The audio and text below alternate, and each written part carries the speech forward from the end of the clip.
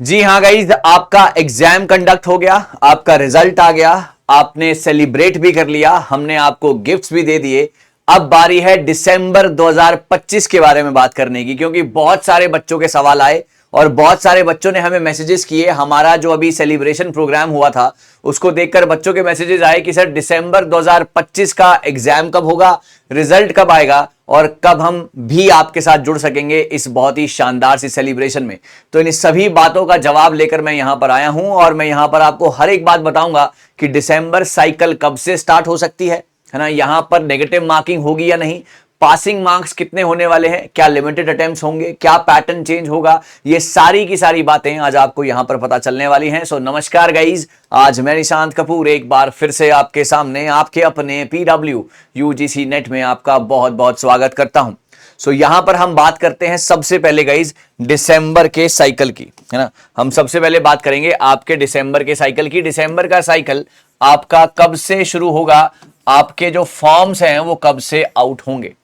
दिसंबर cycle के forms अगर हम पिछली बार की बात करते हैं तो पिछला का जो दिसंबर का साइकिल था वो बहुत ज्यादा लेट हुआ था, है ना। वो लेट क्यों हुआ था, क्योंकि आपका जून का जो अटेम्प्ट था वो ऑफलाइन कराया गया था, उसको कैंसिल कर दिया गया, फिर वो ऑनलाइन हुआ, तो इस बीच बहुत ज्यादा जो है टाइम की बर्बादी हुई और दिसंबर का फॉर्म फिलिंग ही बहुत मतलब बहुत ज्यादा देर तक चली, बहुत ज्यादा दिन तक चली।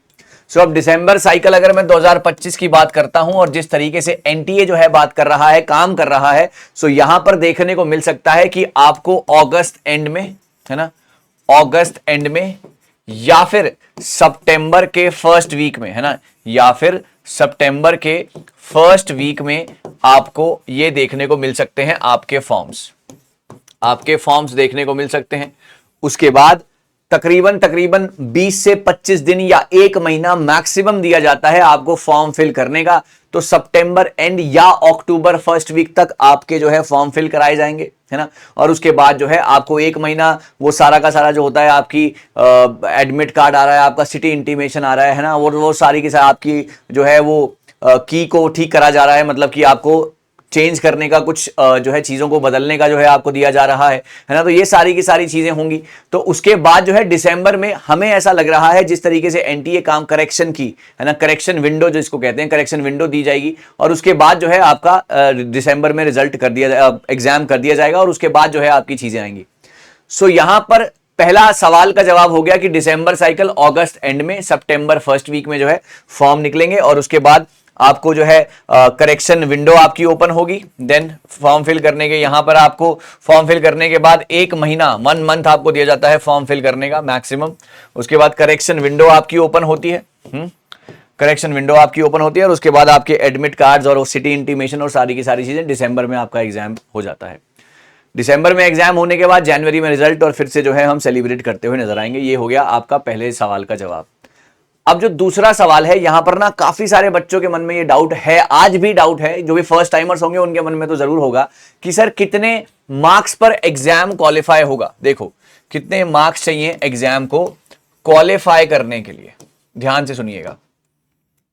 सर मिनिमम मार्क्स, एक बच्चे का मेरे पास मैसेज आया कि सर हमारे ना 300 नंबर का पेपर होता है, हमारे 40% आए हैं, 120 मेरे 122 नंबर आए हैं, लेकिन इन्होंने मुझे फेल कर दिया। मैं तो सोच रहा हूं कोर्ट में चला जाऊं और इनके खिलाफ केस कर दूं। बेटा जरा रुक जाओ, जरा थम जाओ, जरा सुन लो मेरी बात को।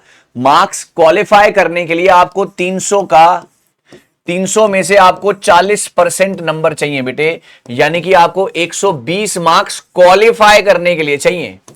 120 मार्क्स बेटे आपको क्वालिफाई करने के लिए चाहिए। क्वालिफाई का मतलब यह नहीं है कि आपका एग्जाम पास हो गया, ये क्वालिफाइंग मार्क्स हैं, यानी कि इसके बाद अब आप रेस में बने हुए हैं।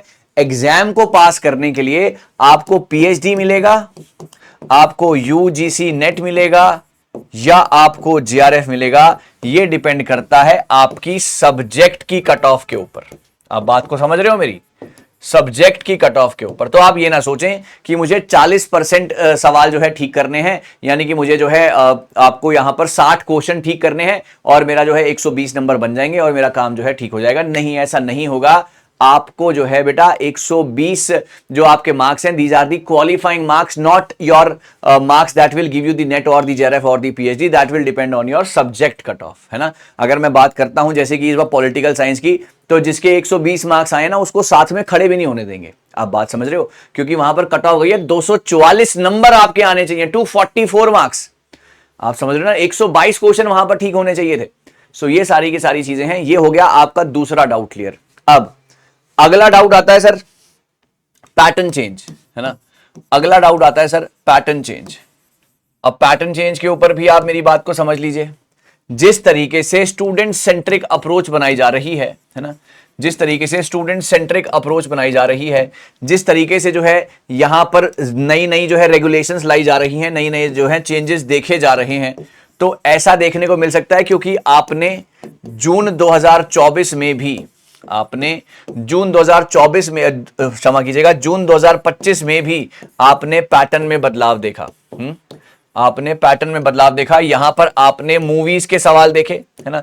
यहां पर आपने जो है कुछ ऐसे सवाल देखे जो कि बिल्कुल लगा कि इररेलेवेंट हैं, लेकिन एनटीए को लगा कि ये डालने चाहिए। तो मैं फिर से बोलूंगा कि वो सवालों के ऊपर आपको कम फोकस करना है। हालांकि हम आपको ये भी इस बार कवर कराएंगे, लेकिन आपका फोकस जो है वो 40, 42 या 45 क्वेश्चन के ऊपर होना चाहिए। 4-5 क्वेश्चंस अगर आपके इधर उधर से आ भी जाते हैं, we are talking about paper 1, तो आपको उसके लिए इतना ज्यादा पैनिक होने की जरूरत नहीं है, ठीक है ना। सो जून 2025 में पैटर्न में बदलाव हुआ, मूवीज के सवाल आए, और इस बार डाटा इंटरप्रिटेशन भी थोड़ा सा चेंज होता हुआ दिखाई दिया, ठीक है ना। डाटा इंटरप्रिटेशन के सवाल भी थोड़े से चेंज होते हुए दिखाई दिए। तो आपको इसके लिए ज्यादा से ज्यादा मैं कहूंगा कि प्रैक्टिस करनी है, ज्यादा से ज्यादा पढ़ाई करनी है, ज्यादा से ज्यादा पढ़ाई करनी है। जितनी ज्यादा आप इसके अंदर, क्योंकि अब ना वो वाला हिसाब नहीं रहा कि आपने पीवाईक्यूज पढ़ेंगे, है ना, तो आपको जो है जेआरएफ मिल जाएगा। अगर आपका सपना जेआरएफ का है, अगर पीएचडी करना है, सिर्फ पीएचडी ही करना है, आगे बढ़ना नहीं है लाइफ में, पीएचडी का ही एक आपको बस अपने पास चाहिए, ना नेट चाहिए ना जेआरएफ चाहिए, तो उसके लिए तो आप थोड़ा बहुत पढ़ लो तो काम बन जाए शायद। लेकिन अगर आपको जेन्युइनली अपना नाम ऊंचा करना है, हमारे साथ जो है एंजॉय करनी है सक्सेस, तो आपके लिए उसके लिए आपको मेहनत करनी बहुत ज्यादा जरूरी है। तो पैटर्न चेंज हाँ हुआ है, आगे भी आप ऐसा देखने को आगे भी मिल सकता है, क्योंकि अगर एक बार मूवीज के सवाल आए हैं, ऑब्वियस सी बात है आगे भी देखने को मिलेंगे। वो हम आपको इस बार कवर कराएंगे, जो भी आपके बहुत ज्यादा सवाल देखने को मिलेंगे। सो इसके साथ साथ आपने अपनी पढ़ाई को जारी रखना है, राइट। तो ये वाली बात है। हमारी क्लासेस, अगर मैं अपनी क्लासेस की बात करता हूं, हर ट्यूसडे, हर थर्सडे, हर सैटरडे को क्लास होती है बेटा दोपहर को 12 बजे, जहां पर मूवीज से लेकर data interpretation, higher education, ICT, people environment, आपको सब चीज स्पॉट ऑन कराई जाएगी। So don't miss it. Pattern change, ठीक है ना। अब आ गया अगला सवाल, sir negative marking. Pattern change समझ गए, क्वालिफाइंग मार्क्स समझ गए, पेपर कब होगा समझ गए। अगली चीज आती है बेटा नेगेटिव मार्किंग। नेगेटिव मार्किंग होगी या नहीं सर, ये एक बहुत बड़ा सवाल है बच्चों के मन में कि नेगेटिव मार्किंग होगी या नहीं। सर नेगेटिव मार्किंग होने के चांसेस बहुत ज्यादा कम हैं।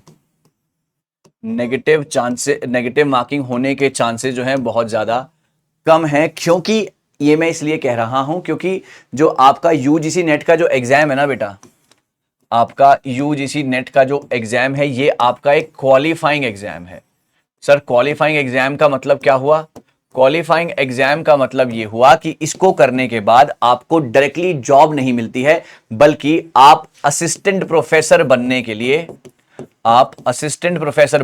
जो है एलिजिबल हो जाते हैं, है ना। एलिजिबिलिटी एग्जाम, एलिजिबल हो जाते हैं, है ना। क्वालिफाइंग या फिर आप इसको एलिजिबिलिटी का एग्जाम कह सकते हैं। इसके बाद आपको नौकरी नहीं मिलेगी डायरेक्ट, लेकिन आपको जो है आप एलिजिबल हो जाएंगे असिस्टेंट प्रोफेसर हिंदुस्तान में बनने के लिए। तो ऐसे एग्जाम्स में नेगेटिव मार्किंग का होना बिल्कुल बहुत ज़्यादा डिफिकल्ट है। क्योंकि अगर हम एसएससी की बात करते हैं या हम बाकी एग्जाम्स की बात करते हैं, वहां पर नौकरी जो है आपकी डायरेक्ट वहां पर है। एसएससी का एग्जाम क्रॉस करते ही आपको नौकरी लग जाती है। लेकिन वहां पर यहाँ पर एग्जैक्ट ऐसा नहीं होता। यहाँ पर थोड़ा सा आपको और ज़्यादा मेहनत करनी पड़ती है, आपको और थोड़ा सा ज़्यादा जोर लगाना पड़ता है। सो नेगेटिव मार्किंग होने के चांसेस बहुत ज़्यादा कम है। I hope it's clear guys. तो जितने भी सवाल यहाँ पर बनते थे, जितने भी सवाल यहाँ पर बनने चाहिए थे, वो सारे के सारे सवाल जो है मैंने यहाँ पर डिस्कस किए हैं। फिर भी अगर आपके मन में कोई भी सवाल रह गया हो, कोई भी चीज़ रह गई हो, तो आप मेरे साथ कमेंट सेक्शन में साझा कर सकते हैं। मैं इसके लिए एक और एक और वीडियो भी मैं आपके लिए बनाने को तैयार हूं। आपके जितने भी अगर कोई क्वेश्चंस रह गए हों जो मैंने नहीं लिए हैं, जो क्वेश्चंस बार बार मुझसे पूछे जा रहे थे, उसके ऊपर मैंने बना दिया है ये वीडियो। आप क्वेश्चंस के लिए हमारे साथ कमेंट सेक्शन में लिख सकते हैं या फिर आप हमारे साथ टेलीग्राम पर जुड़ सकते हैं, जिसका लिंक जो है नीचे डिस्क्रिप्शन में दिया हुआ है। Right, so thank you so very much, all the very best. अपना ध्यान रखें और ऐसे ही आगे बढ़ते रहें। जो भी डाउट परेशानी है, PW UGC नेट की टीम आपके साथ है। मेरी क्लासेस के टाइमिंग्स हैं बेटा, हर ट्यूसडे, हर थर्सडे, हर सैटरडे को दोपहर को 12 बजे, जहां पर मैं आपको higher education, ICT, people environment, maths, reasoning और DI के कुछ बेहतरीन से सवाल कराऊंगा, जो कि आपको वो वाले MCQs होंगे जो कि आपको सिलेक्शन के पास लेकर जाएंगे। ओके, जो कि आपको सिलेक्शन के पास लेकर जाएंगे। So don't miss it guys, will be meeting again with some more important, with some more fantabulous questions. तब तक के लिए ऐसे ही जुड़े रहिए, कुछ नया, कुछ बेहतरीन ऐसे ही आपके लिए आगे लाते रहेंगे। Thank you.